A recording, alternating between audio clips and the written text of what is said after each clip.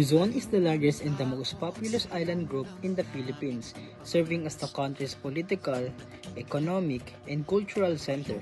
It is composed of several administrative regions that reflect the country's geographic diversity, economic activities, and historical development. In addition to these regions, the National Capital Region or NCR, also known as Metro Manila, functions as a separate administrative region and is the seat of national government. The National Capital Region, NCR, or Metro Manila, is the center of government, economy, and culture in the Philippines. Located in Central Luzon, it has 16 cities and 1 municipality, including Manila and Quezon City. NCR is the country's main economic hub, with many businesses, government offices, and schools, making it the political and economic heart of the Philippines. The Visayas is a central region in the Philippines, known for its beautiful beaches, clear blue waters, and rich history. It's made up of 3 parts: Western, Central, and Eastern Visayas, and includes major islands like Cebu, Bohol, Panay, Negros, Leyte, and Samar. The Visayas is one of the country's top destinations for nature, culture, and adventure.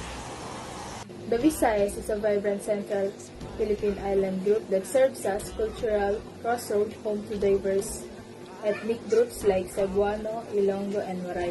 It's also famous for delicious local cuisine such as lechon and kinilaw. It played a key role in the country's colonial history and revolution.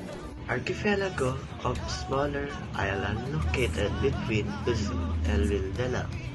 Mindanao is the second largest island in the Philippines. It is often called the Land of Promise because of its natural resources and strong agricultural potential. The island has rich agriculture resources and a coastal attraction, and its culture melting pot of indigenous, Christian, and Muslim communities. It is also the most beautiful and has many spots to go like beaches, adventure.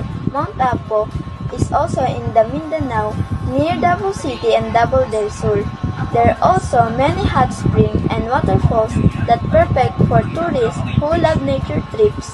And Mindanao is a Muslim outpost in the predominantly Roman Catholic Philippines.